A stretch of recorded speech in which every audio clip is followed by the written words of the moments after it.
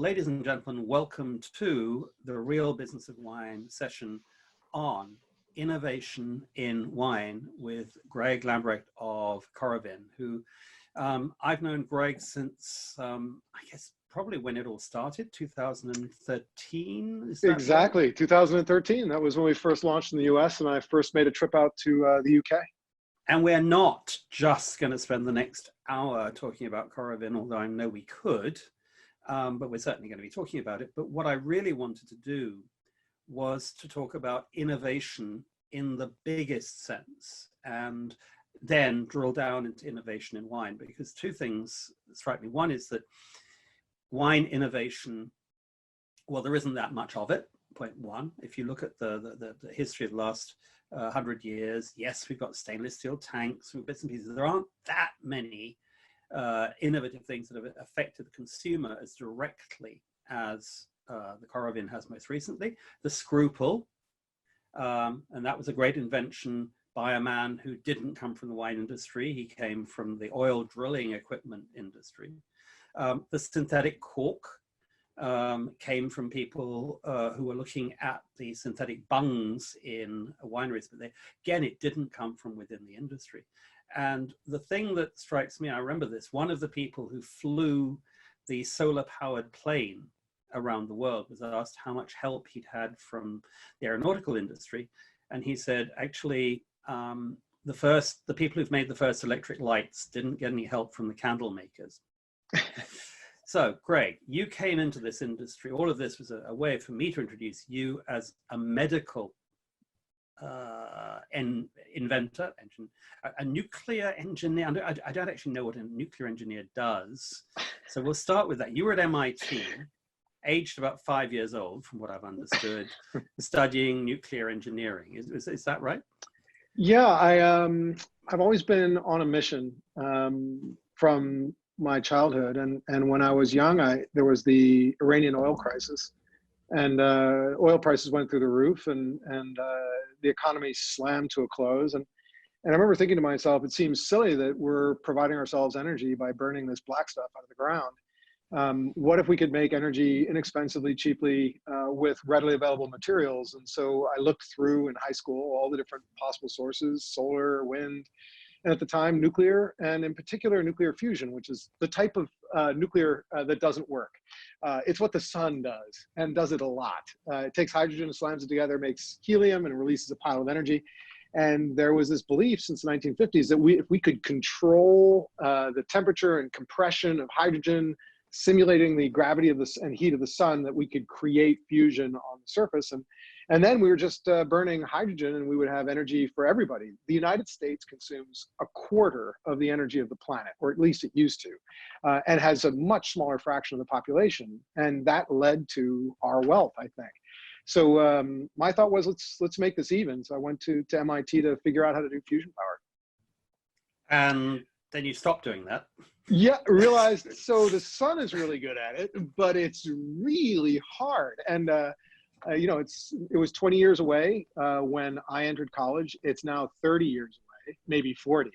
So it's one of these things that as we learn more, it just gets further and further away. So I went back to MIT in grad school and studied biomedical engineering, because I thought, okay, if I'm not going to do power, I'll do medicine and see if I can help people that way. And found that I really loved inventing, and that more than the love of invention, what I really liked was actually having an impact, a positive impact on people's lives. I tried to do that through fusion power, and I thought I could do this through medicine. I was luckily hired by a really wonderful guy who's actually one of my co-founders at Coravin.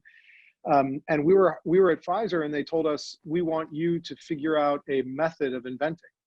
So, you know, is it this eureka moment that comes from nowhere? Well, let's see if we can actually make invention a planned process, where Pfizer would give us 3 months and $500,000 and say, okay, well, in the field of cardiology or in the field of cardiac medicine, I want you to, or urology or OBGYN or orthopedics, it's fine.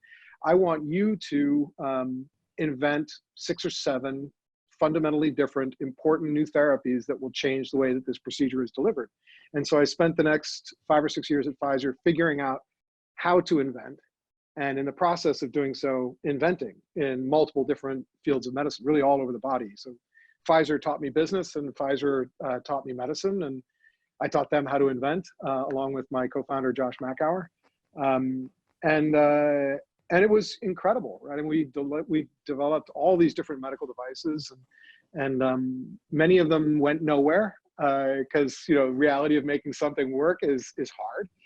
Some of them were very successful, particularly toward the end, and so then I quit in 1999 and started my own companies.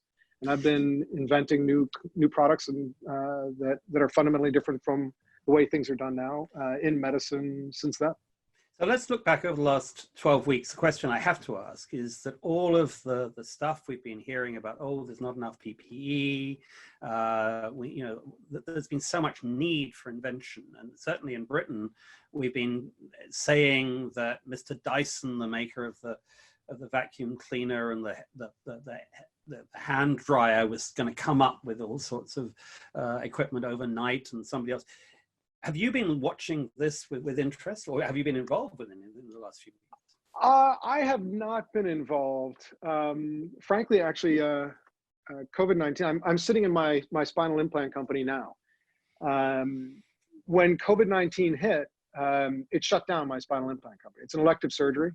And so all of those were delayed because there was a fear there'd be no ventilators, no room in the inn at the hospital. And so as many people that run companies do, went into a scramble trying to figure out how to save my employees, how to save the business, how to protect the investors' money, and then how to figure out what we could still achieve during this shutdown period. I have watched the guys go after ventilators. One of the things that you recognize in medicine that is so different in consumer products and wine is regulations are no joke. It not only needs to work in principle, it needs to work every time. And it needs to deliver a consistent result. And so I applaud the creativity, particularly of the people that were trying to make really low cost ventilators just in case this thing got out of control in lower wealth countries. Because there the regulations may not be as strong. But in the United Kingdom or in the United States or in Central Europe, regulations are very difficult to change quickly. And you do so with some pretty nasty consequences. So I didn't have high expectations for the output unless we were really in trouble. But it's been great to see SpaceX, right? SpaceX do it.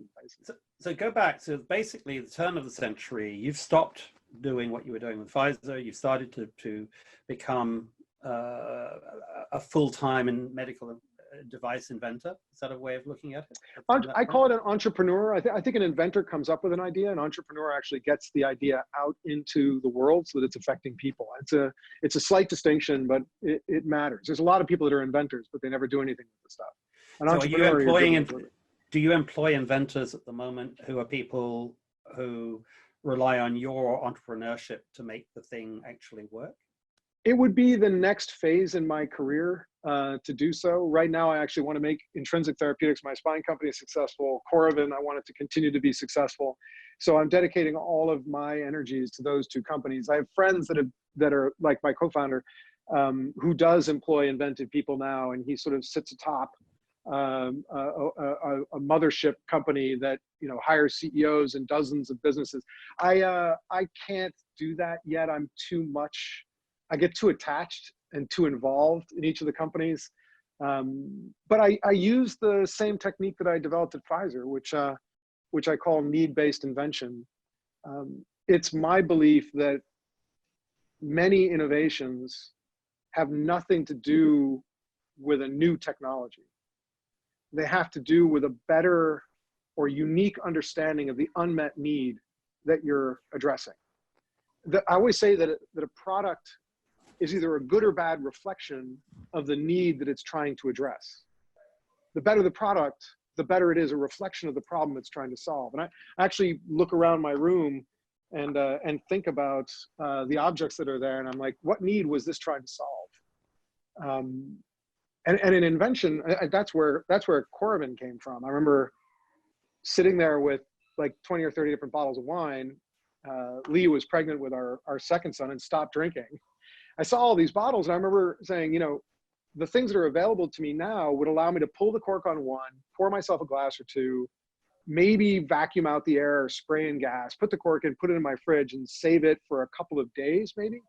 But I was going to be drinking that one bottle until it was empty because it's open and I know the clock is ticking. So even if I wanted a glass from a different bottle, I'd have to wait until I was done with this one and then I could go to the next one. And I realized the need they were addressing is a way to preserve the drinkable life of an open bottle of wine. And I remember writing that down and saying, that's not what I want. I want to be able to drink any wine. I remember writing down a way to drink any wine from any bottle I want, in any quantity I want, whenever I want, without having to think about when I was going to drink from it again. And then I wrote down a way to pour wine from a bottle without opening it.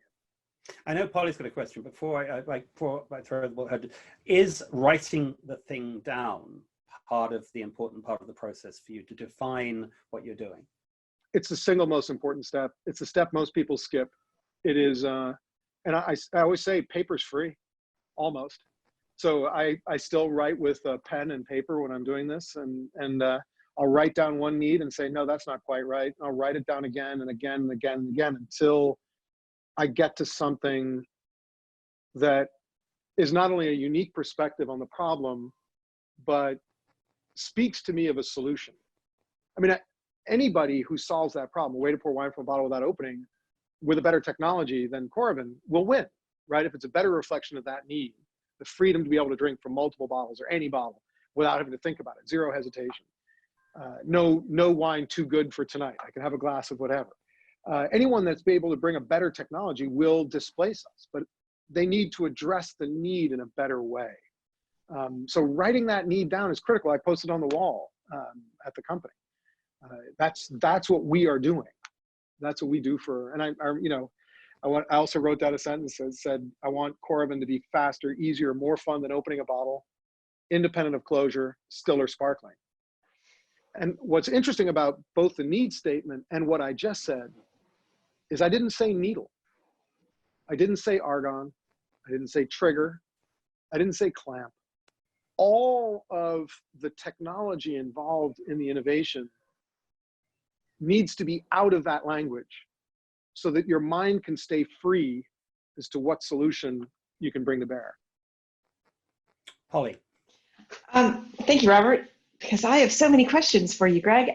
What you're talking about, it feels very much to me like in the creative industries when we're talking about design thinking and really the creative problem solving. And John Cleese has this wonderful interview that he did, speech that he did some years ago, where he talks about the open space and the closed space, open thinking and closed thinking, and how we have to go back and forth between these creative spaces and the analytical spaces in order to achieve the problem or the solution. So where this is leading me is, I believe, and may get slammed on wine Twitter for this, that wine has a real problem with innovation. Every time someone tries to break the mold in wine, be it cans or natural wines or something that has to do with the juice, it comes against the wall of the way we have always done things. So I would like to talk a little bit, not specifically about Coravin, but about your experience coming into a space where things had always been done a certain way, and how you had to learn to work within that, or just break out of that, or define your own space, so that someone who's listening to us who does have a great idea, but is just consistently put off by a pretty entrenched industry, can possibly find their way forward. You know, it is perhaps the most important thing to think about when you actually have a product. So say you've got the need, you've got the solution, and now you've got a product. How do you make that successful within the ecosystem that concept or that solution must live? And it's something to be super conscious and deliberate about. You're right. Wine is 400 years in bottle with a cork in it. Since somebody in the UK came up with a brilliant idea of stuffing a cork into a glass bottle. I think he made glass bottles. That's a lot of tradition. There's the tradition of the winemaker. There's a tradition of the sommelier. and how conservative they can be. There's a tradition of the wine drinker, the wine store, the restaurateur. I mean, I was very aware of it before going in. And the reason that I was, is it's the same, if not worse, in medicine. You're going to ask a surgeon to change a procedure that, yes, has failings, known failings, 10% mortality, for example. That's a known failing. And you're going to ask them to use a new system. They know the old system. They know the results of the old. They have no idea what the new system is going to show. You're promising them something. It's like asking a Marine to change their gun. No, thank you, right? They know the problems with their existing gun. Why would I change for something better? So the way that it works in medicine is the same thing that I applied to wine. And that was what I call the pyramid of influence and the kiss the ring strategy. And so a disruptive innovation is an innovation that can change the way that an ecosystem works. And I think it's more disruptive if it tries to clash with that ecosystem rather than work within it. And so it's good to sort of draw out what the pyramid of influence was. And I did that in medicine, where you have the Spine Society, for example, in the United States, the United Kingdom, Germany. There can be orthopedic and neurosurgeons. Then you've got the surgeons themselves. Then you've got the hospitals. And then you've got the payers.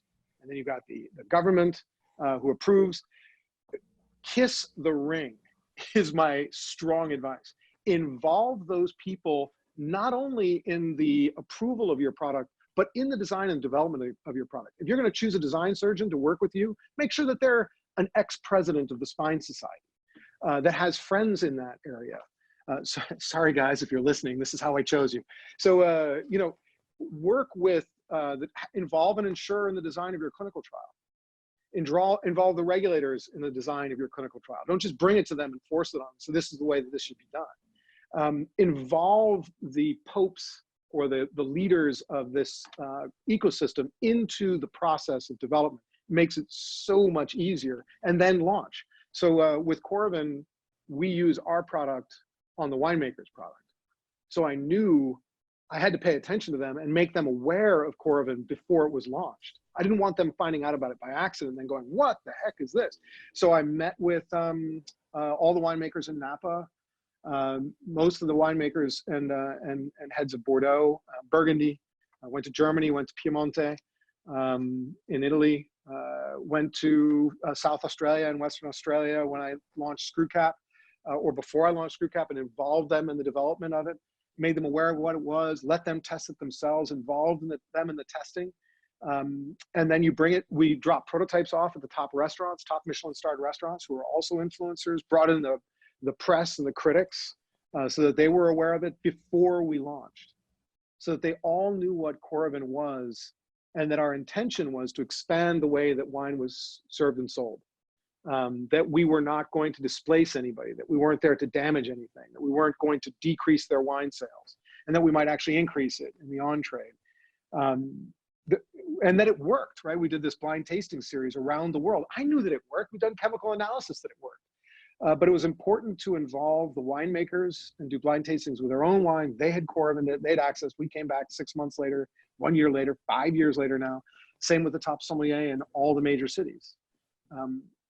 So clashing with an ecosystem is a choice. Uber clashed with an ecosystem, right? Airbnb clashed with an ecosystem and then just cleaned up afterwards. If the ecosystem can be involved without damaging what you're trying to achieve, that's the best thing you can do. So I know that we're going to have people listening to this because we have an audience who aren't all American, who they're going to be saying, oh, this sounds like a big, expensive American way to go about doing this. At a time when I would love your feedback on this, it seems like technology access and affordability have made this notion of invention and innovation something that you know, a dad can do in his garage. So we've got people with great ideas, and they have to then figure out the business model for doing everything that you've just done, whether it's self-funding, whether it's VC, whether, you know, how are they going to actually afford to go here and go there and get it in the press and do all of this. So without going too deep into your finances, can you maybe share some guidelines or advice about how the financial model of this kind of thing works? Yeah, it's I think one of the mistakes that an inventor entrepreneur frequently makes is trying to self-fund, because it puts you at personal risk. You maybe mortgage a house. Sure, you've got more ownership, but it slows you down dramatically. And I always believe that 3 people have had the same idea at the same time. There are at least 3 people. If you're aware of the unmet need and you see this innovation, there's at least 2 other people that have done the same. So number 1, file patents. And if you can, file a patent. You can file a provisional patent application that you can afford in the United States, and actually you can spread it across the world. So it's probably the cheapest way of securing a filing date. It's about $125 US. And you don't need a lawyer to do it. You just describe your invention and file your patents. Patents are something that investors invest in and that you can protect. People can't make Coravin because we own the idea of a needle going through a cork, and when you pull the needle out, it reseals. So they can't do it. So that's advice number 1. Advice number 2 is raise money. Why is raising money important? Not only does it give you the cash that you need to accelerate your business and do the right things in the right order, but it also brings in somebody else's view. You need to sharpen up your story, sharpen up your message, sharpen up your plan in order to raise money. You can't just go and say, I'm going to do this thing and invent this thing, and everybody's going to love it. You need to actually sort of walk your way through, and then they're going to ask diligence questions during the process of making the decision to invest that are going to make you smarter about what you do. They're also going to have contacts. If you raise from people who know the industry, they're going to have contacts in that industry, both from an employee standpoint that you can hire, but also contacts from a marketing standpoint. I met Robert Parker through one of my investors, for example. He had a huge impact on me, and peripherally I met Jancis Robinson in the same way. So I think that having somebody else involved in your business keeps you professional, and keeps you on a timeline. And when you're spending somebody else's money, trust me, you're on a timeline, and you're thinking about it, and you're pushing, and you're making decisions, and you're calling them. Then the question is, how much money do you need, and then who are you going to raise it from? I always say raise twice as much money as you think you need, because the worst thing you can do is run out of money when you haven't hit your milestones. So raise twice as much. It's an arbitrary number. Raise twice as much. The amount of money you need. So frequently when you fundraise, you don't raise all the money you're needing forever at once.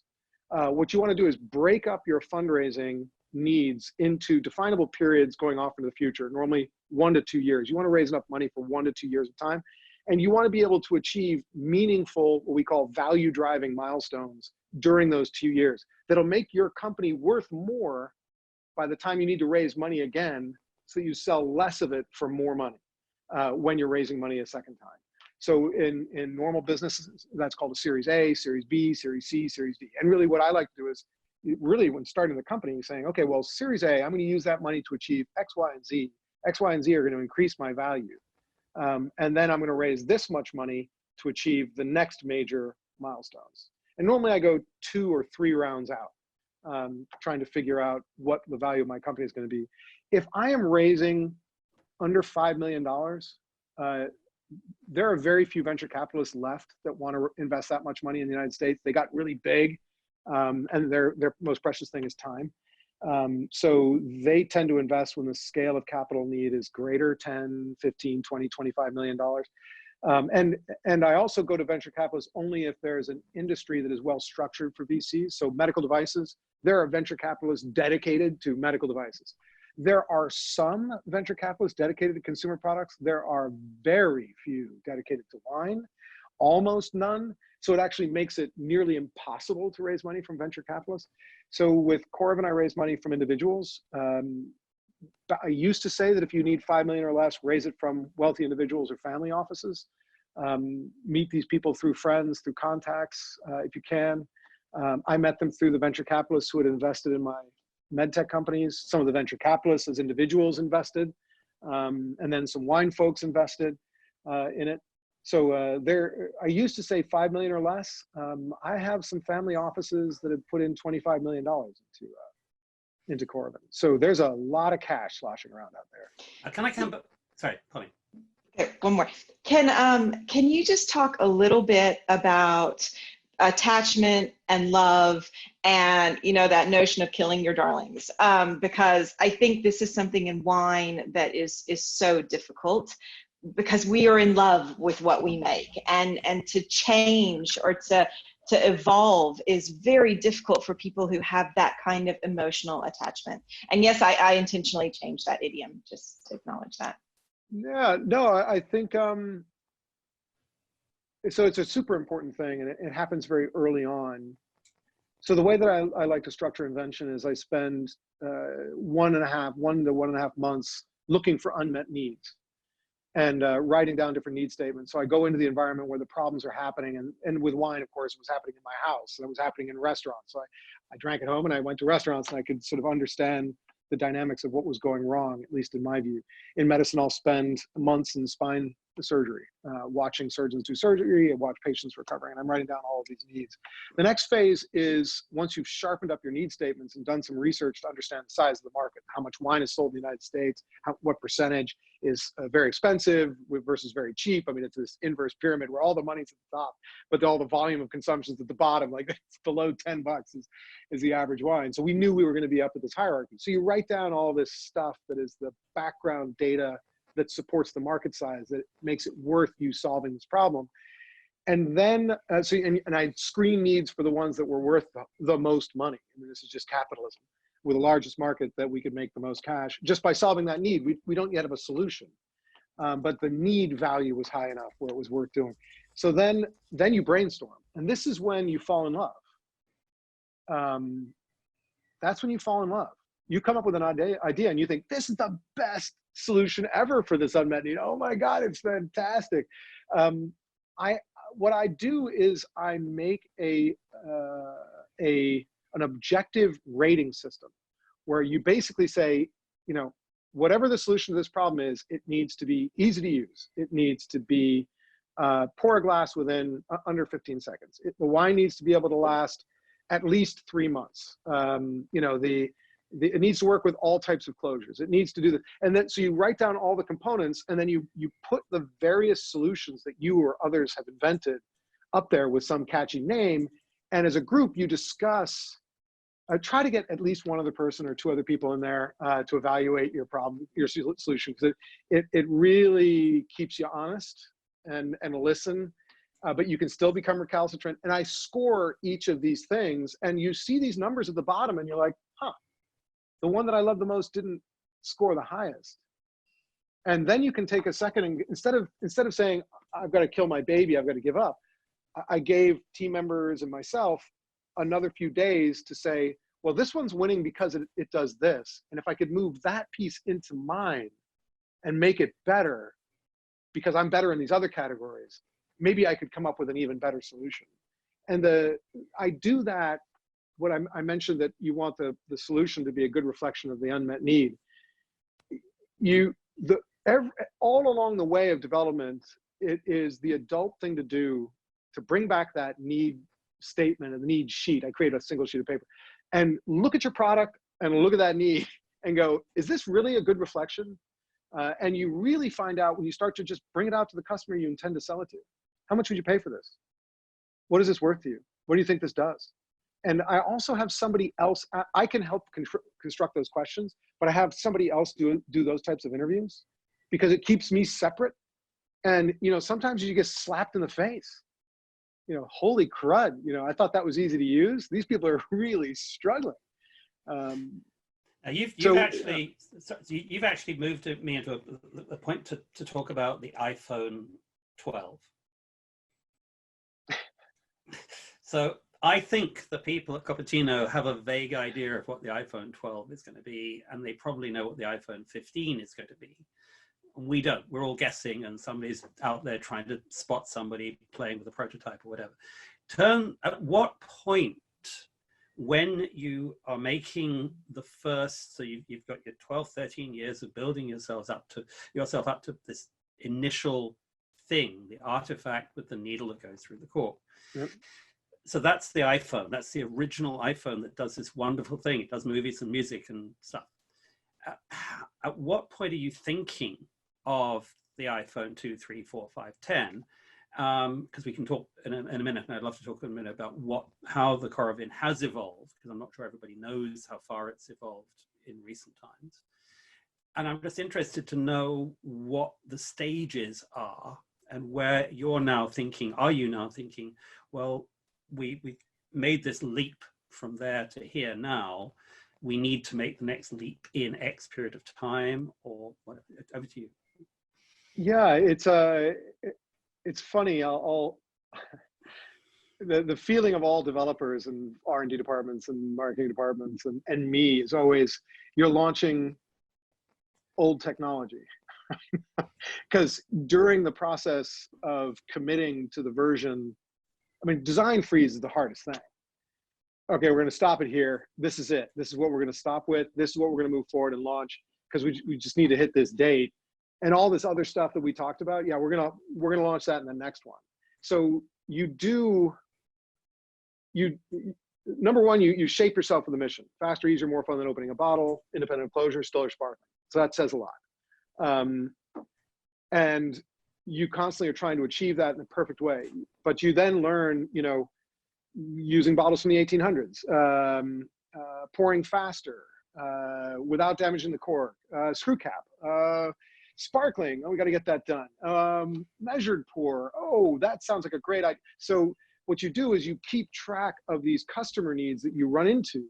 And I have all of our salespeople, and I want all of our salespeople to come back to us and say, I was showing this to this sommelier in this restaurant, and he was like, I need this. And we keep track of all of the I need this.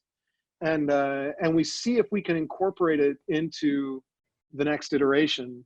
And if not, what is our product plan? So we have a 5-year product plan at Coravin, and it's full up. Right?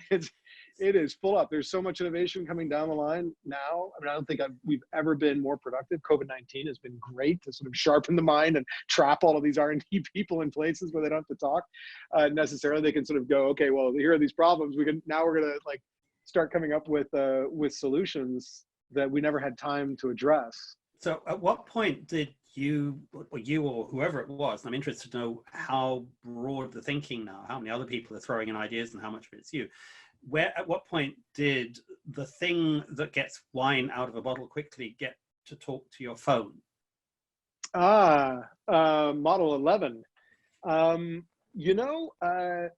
had, in the original patent application, which was filed in 2004, 2005, I wrote a self-pouring system that knew when it was tipped, and it had a tip sensor, and as soon as it was tipped, it would start pouring. It would administer gas, and I knew that was going to be digital. It was going to involve electrons, and so as soon as you have digital, there's more you can do with it. So I was aware of the idea, faster, easier, more fun. And what I wanted you to be able to do is take something in your hand, push it onto the bottle, just with one hand, tip the bottle with one hand, pour across a table to a customer on the other side of the table if you wanted to. It would pour a fixed amount, and you would tip back up, it would stop, and you'd take it off. And so that was sort of the dream. Model 11 gets really close. So we developed the Coravin Moments app, primarily to control, let's see. So primarily to control the Coravin and control the flow speed and flow amount. But then we were like, well, we've got an app. So why don't we photo recognize labels? Why don't we build a cellar for somebody so they can recognize the label, tell us how many bottles they've got, and we'll keep track of the number of bottles they have. They can write notes about what the wine tastes like, because now they're not finishing it. They can write how full it is because we don't finish the bottle. So, we do later, but, they have 4.5 bottles of this wine. And then we were like, wine pairs with food. It also pairs with music. It pairs with movies and books. Why don't we create this artificial intelligence engine that pairs wine with more than just food? It'll pair with food, but it'll do it with all sorts of things. And so we had another avenue for our creativity. Maybe you can purchase wine through there, you can purchase capsules through there. So as soon as we knew we had electrons in the Coravin, and the Coravin had a reason to communicate with the phone where you could control its pour speed, it opened up this whole avenue for us to try to contribute to the world of enrichment of wine. And you're now in the data business. You are in the data business. So, yeah, it's that's another thing where we're headed. And so I would love to be able to aggregate the consumption data of wine. So, you know, restaurants are sold wine by a distributor. Distributors are sold wine by an importer. The winemaker sells it maybe to a negociant or to that importer. The distributor also sells it to a wine store who has an idea who their customer is. The distributor doesn't, certainly the winemaker doesn't. And then nobody knows when the consumer is drinking the wine. The restaurant's certainly not reporting back to anybody about wine consumption. So it's my dream for Coravin that we at least in part can aggregate the consumption of wine, when it's being poured and what it is and where. You know, it's be able to provide that to the winemaker and say, you know, here's a heat map of where your wine's consumed around the world. To provide that to marketers who work for them like me, where I'm like, hey, that's some very handy data. We should see how we can get our hands on some of that. So early on, you were talking about the space between sort of what I'm going to describe as chemistry and in the lab and wine. And of course, this has come up in the past few years with all these notions of synthesizing wine. Is this something that you've read about or followed or have any opinions on? Because I'd love to hear what your expert mind thinks about that. Well, I'm as my good friends will tell you, I am not a wine expert. I am a serious wine drinker. I'm a lover of wine, but I am impressed by the technology. You know, the optical sorter is a crazy, beautiful machine to watch spitting grapes all over the place.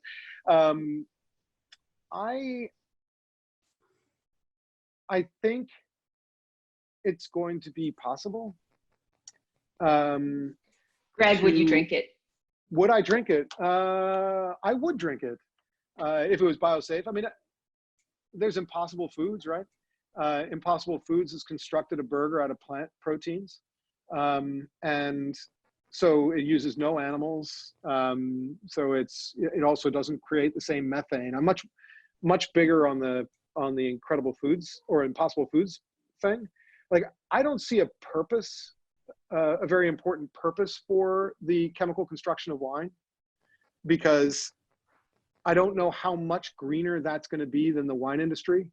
I would rather have the wine industry move towards sustainable practices and use less energy in the production and distribution of their wine than to see the chemical creation of wine en masse. Like, if somebody made Domaine Romanée-Conti 2004 or 1985 La Tâche, or, you know, Krug 96, using chemicals, I mean, those are very special wines that are impossibly expensive.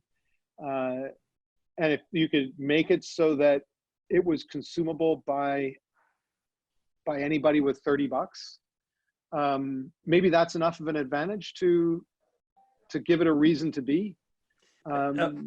Well, you've spoken about, I've read in articles that you conducted, your stories about wine and our memories, you know, the human relationship that we have and the moments that are embedded in our memories and the space that wine has in those moments.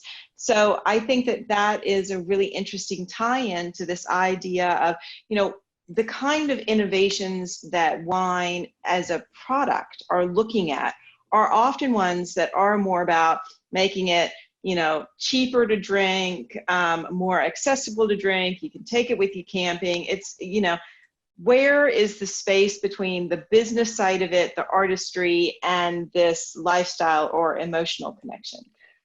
You know, thinking more about what we're describing, I mean, chemical wine, probably the least thing I'm interested in. The types of innovations that I am interested in, good wine in cans. Now, it seems crazy for the Coravin guy to say that, but why not single serving? What the heck are we doing? especially sparkling wine. I mean, come on, soda, right? I mean, it's a great low cost, low weight storage and distribution system. So I like those types of innovation that allow me to take the wine that I enjoy out to new places, like a can on the beach would be great. I am also interested in the direction that wine has taken with the organic biodynamic, trying to take a step back from war on nature and see if we can make great wine, taking a few steps back, take a little bit of yield loss and figure out how to work with nature again. Because having worked in antibiotics, fighting against nature is not a winning fight. It will win eventually, and it'll win in a devastating way the more you fight against it. So if you win and lose a couple of times over the course of a year, it's much better than winning for 10 years and then catastrophic loss. So I think there is space for innovation wine. I'll never stop drinking Alsatian Riesling. I'll never stop loving Western Australia, Cullen Estates and Vas Felix. I'll never stop loving Oregon and Washington. I love English sparkling for what it is. Right? It's not champagne. So I love connecting.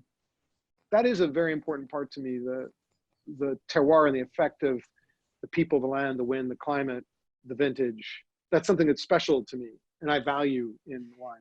Can I come back to your thing of needs? Because I think you're right that the question of whether there's a need for for a synthetic wine, maybe cheap wine is getting too expensive to produce because of the need for water and so on. So maybe we should be not thinking of producing Krug, but producing cheap Pinot Grigio or whatever. But put that to one side. The need is not necessarily defined. The need for water in a can to take camping or on a boat or to a festival, that makes perfect sense. We could say that one of the glaring needs is for a wine that your wife could have drunk when she was pregnant. In other words, a wine with no alcohol. Mm-hmm. Now, that's something we can just write down on our piece of paper very quickly. I can drive, I can, whatever medical condition I've got, I can do. Would you, as a wine lover, as an inventor, if somebody came along to you and said, Greg, I think we could do this. We can actually produce wine without alcohol that's immeasurably better than what is currently being done in that sector. Yeah, my answer is yes.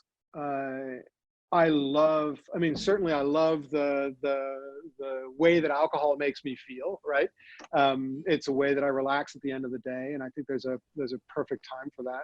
But there's also the smell and the taste of it. And I work in medicine, right? So you're gonna go support surgery, you're not drinking. But I still love the smell and the taste of wine. So if somebody could achieve that with zero alcohol, I am aware of a company that is doing something really cool, and that is they can take the wine that you have and you can dial in exactly what alcohol you want. So take it out of the bottle, pour it into their machine, set the alcohol level to 8%, and you can try that wine at 8 or at 6 or at 10 if it's at 14, right? And imagine going to a restaurant and seeing wine by the glass or wine by the bottle, and it lists the alcohol percentage you can choose. Right, kind of a cool idea. Hey, I've got a really busy afternoon. I would love that California cab, but I can't deal with 14.5% or that Amarone. Let's try dropping it down to 7, 6. So that kind of innovation, I hope they kiss the ring, right? When they do that, because the winemaker is going to go, hey, wait a minute. But it's a cool way of thinking about wine. So yeah, I'm a fan of that innovation. I would enjoy being able to drink less alcohol and more different glasses because I'm a variety nut. And imagine the pairings you could do. Thinking of where we are now after 12 weeks or whatever it is of COVID, a lot of your business has been based on the on-premise world with sommeliers using Coravin to serve by the glass. This has presumably not been the best sector for you to have been playing in the last few weeks. It hasn't. A little bit of Coravin during COVID. We sold the majority of our product in the United States through big box retail. Well, not anymore. They don't exist. And who knows if they're coming back and how. And then we sold a ton on trade, in particular in Europe and Asia Pacific. In the United States, we sold a lot as well, but the consumer business is much more advanced here. It's probably 90% consumer, 10% trade in the US. The US business is also just the largest by far. So what happened and what did we do? First of all, I feel terrible for the restaurateurs and sommelier, and we support a relief fund here in the United States called the Independent Restaurant Coalition, who helps those guys. So please look at saverestaurants.com and help them. They're coming back now. So restaurants vanished, big box vanished worldwide all of a sudden in like 2 weeks. It was incredible. All of our plans were built around restaurants and big box. So as a company, we just pivoted and we said, okay, we're going to go online. We're doing social media. I'm going to do tastings. I'm going to do Instagram Live and Facebook Live. We're going to bring in all of our friends, sommelier, winemakers, because we all support each other. Coravin doesn't make makes their businesses better. And we like each other. So we held the biggest taste wine cheers around the world. I think we had 9,800 people on a Facebook live thing. Our business swung to direct online. Coravin.com took off. Amazon took off. Our business has grown. We're bigger now than we ever have been. We had the best May, I think, ever, best April, I think, ever. And I think people wanted to recreate the restaurant experience at home. Wine sales skyrocketed during COVID-19 in the United States, up by 40-something% in revenue, and I think also in volume. So people were buying a lot of wine at home. I talked to Eurocov. They ran out of parts. They couldn't make enough fridges or cabinets. So Coravin was a beneficiary, a weird beneficiary of COVID-19, despite the fact that restaurants disappeared in big box. Does that change your business? If you're now supplying huge numbers of people directly, does that mean that within your Coravin offices, you've had to rethink your communication strategy because you're going to be talking directly to people who maybe you weren't before? It's changed everything. It's changed the structure of our business. You know, we created a service where we could drop ship for our big box retailers, which meant that they didn't have to have store and product. We would ship for them. That, you know, their customers would buy through their store, and we would supply the product. So we had to get fast in logistics to dramatically increase the amount that we were shipping, as opposed to one pallet to a big box. We were shipping to their customers. Changed the way that we message and communicate. You know, I was talking to a bunch of winemakers who now do virtual wine tastings all the time. We do them together. So I'll do them on their virtual tasting, and they'll join our virtual tastings. And we all decided, you know, hey, this is just good. Why don't we keep doing this forever? Even when COVID-19 is gone, why would we ever stop doing this? So I think there were some business practices that COVID-19 forced Coravin and winemakers and restaurants and chef. I was talking to a wonderful chef, Hugh Atchison, who's down in Atlanta. And I said, how did this change your life? And he said, you know, I came up with the innovation where I cook with companies. So big companies like JP Morgan would hire him. Everybody would buy the ingredients. They would join this massive Zoom Live, 10,000 people, and they would all cook the same meal at the same time. And he said, you know, I'm just going to keep doing that because his restaurant was opening up. He's like, I'm going to keep doing that. Why would I not keep doing that? Right? I get to reach more people. There's some innovation. There's a theory in evolution called punctuated equilibrium.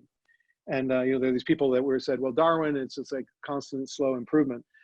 Punctuated equilibrium came around in the 20th century. It basically said that, no, you know, everything is sort of constant until there's a stress that goes wham.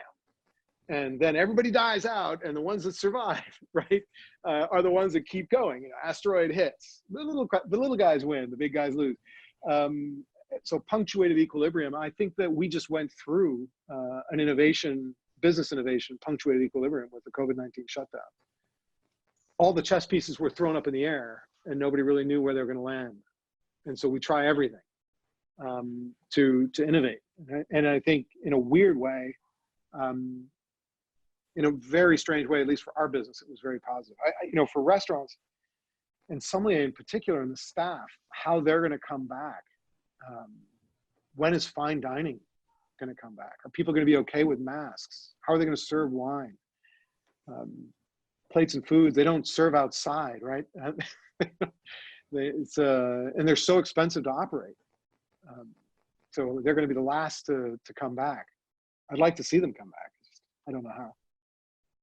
Ollie. So I know that we're coming to the end of time. So I get to have my little fangirl moment, which I don't get to do very often on the real business of wine. But I think, Greg, you are missing a prime bit of messaging, which is the Coravin in my house is the thing that keeps my husband and I very happy, because if he wants to open a fabulous bottle of wine and I don't like it, I no longer feel guilty about saying, I'm going to get the Coravin and I'm going to have some of this other bottle. But I actually, more on that point. So despite the American accent, I'm an expat and we are in New Zealand, and my husband has gone through or is going through the diploma program. And one of the things that I've noticed about the Coravin, we got ours years ago and we actually had to get it imported through various channels. Someone had to take the argon out and bring it on a plane and yada, yada, yada. For those of us who do live in markets where we cannot access so much, I mean, I never could have had Grosvenor had there not been a Coravin somewhere local. And for our hospo, the Coravin has been huge in these tiny markets because it is literally the only way that a lot of us can ever access wines that, you know, I'm in Spain now, if I was in London, whatever, I could easily get it. So in terms of your international markets, can you talk to us about how that has changed or is evolving as just brand awareness has grown over all these years? Yeah, it's well, first of all, thank you. I've been hugged and someone said, "You saved my marriage." And I was like, happy to contribute. You know, it's a perfect glass of wine for you. I always say, perfect glass of wine for your spouse if they don't want the wine you're drinking. And when your friends come over, serve them whatever you like, not what's open. And I was just with the CEO of Coravin. He's a great guy, Chris Ladd. I'm the chairman and founder. And we were over at his place and he put 12 bottles of wine on the table in a Coravin. We all had glasses and we're just tasting through these 12 different wines, 3 of us, just to see which ones we like. That's something you would never have done before on a, whatever that was, Thursday. So international markets, I only do things that are global. Medical devices are global. People have spine problems in Japan the same way they do in the US. So I'm just interested. I love travel. I've met Robert all over the world. It's just what I like to do. And I tend to hang out with people who also travel. I like multiculturalism. I'm first generation American. My parents are European. So, you know, I love being part of a sort of a global citizenry, which is tough during COVID-19. So wine is perhaps one of the most global things, right? Outside of food, it's wine and beer. And so it was important to me. We're in over 60 countries now. We have headquarters in just outside of Boston, a couple kilometers south of where I am. And then we've got headquarters in Amsterdam, and we have headquarters in Asia Pacific that are located in Hong Kong. We have full-time staff in the European Union and in the United States, all over the country. And in Europe, we have people in France and the United Kingdom now.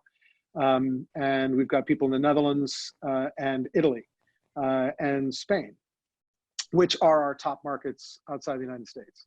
The United Kingdom and France are the next biggest outside the United States. Italy and Spain are the fastest growing in Europe. And then in Asia Pacific, China and Australia. China is growing like lightning, and Australia, and it's fully digital, right? Those guys are digital money. I mean, they're so digital. You've got to figure out how to communicate with them through influencers and lifestyle. A totally different experience, which I'm loving. Shanghai's an amazing city. And then Australia, just, you know, they drink more per capita than almost anybody. My sales pitch for Coravin in Australia is it's for the first glass of the third bottle, right? Because they already had the first 2, so you don't want to open the third one. So, and I love Australia, and I love New Zealand. They're just beautiful places. You don't change the message much. Perfect glass of wine for you, spouse different, friends whatever, restaurant, anything by the glass, increase your wine by the glass sales, serve better wines, greater variety of wines, make your customer happy, higher revenue wines.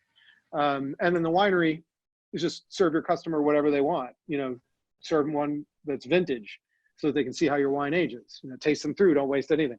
So the message needs to be consistent, the need needs to be consistent, and you need to kiss the local rings when you come into a country. You need to meet the right people, talk to them first, make them feel involved before you launch, make sure that they are happy. And you know what? You never hit everyone. Never hit everyone. There's a guy in New Zealand that I really struggled with. And so, you know, you try. And then, you know, each market moves at its own pace. Germans believe that wine is served like this and Coravin is here. I don't understand, right? Whereas in the United Kingdom, London, sure, great, tomorrow, perfect. New York, same thing. Yeah, we'll use that tomorrow, that's great. California, producers, yeah, you know, it's a tool, we'll use it. Bordeaux, you know, why would I want to risk my sales? What are you talking about? What is this evil contraption? Except for some shining examples. And it took us years to convert them. The Rhone were still pushing. Whereas Burgundy, great, tomorrow. Artist farmers, those guys are wonderful. Their wine's really expensive. They're like, I'm throwing wine away. When people come by to taste, I can't do that. Most of Burgundy uses Coravin. So you learn that a country is not a unified culture, that there are multiple cultures within that country. And that's why you put people there when that country is important, is you need to understand the regional differences to be successful. And then you let each country come along at its own pace and you invest in them in their own pace. You can't make London and the United Kingdom, the United States, same-ish language, but very different philosophy. The Australians moved so fast. That's just what they are. Everything changed overnight. 1,000 restaurants in no time. And you're just not going to see that in Ireland, for example, right? And people are different. I hope that the real takeaway from that, I hope that the people who are listening to this as it goes out on podcasts on YouTube, is that they're not just hearing this with regard to your product or, you know, a tangible construction, but in fact, their wine distribution, their brand partners, just have their systems as they roll it out around the world, because it's exactly analogous to problems that a lot of wineries have when they say, I'm just going to take my product out there and it's just going to work. So yeah, anyone who's listening, take it on board. Yeah, partners make a huge difference too. You're never successful alone. So we have great manufacturers, great distributor in Australia, for example, great distributor in Italy. So these people matter. And I just would like, I'm certain that you're going to say the right answer, so I'll ask you on camera. And are those partners related to you or not related to you? Not related at all. I would love to be related to Federico Ceretto, but I'm not. So heading into 2021, where hopefully the world will be a different place in some ways, and anyway, is there Coravin, the iPhone 15, as it were, is there the thing coming next year that takes us one stage further? 2021 is going to be the biggest launch year for Coravin in our history. You will see more stuff that is so radically different because it is the end result of COVID-19, fierce innovation efforts by the team at Coravin. That's another thing you cannot succeed without, is amazing people inside your own business. Never just sort of accept a hire. Look for the best in everybody. Great people make a great business. Mediocre people make a mediocre business. I have an amazing team at Coravin in Europe, in Asia, on the ground in different countries, and in Massachusetts for sure. And they have just blown me away with, you know, stuff that I had as an idea, and maybe we could do this, and I think this is the next step, and perhaps, and they just, you know, I can't do what Mike Ryder does. He's our R&D guy.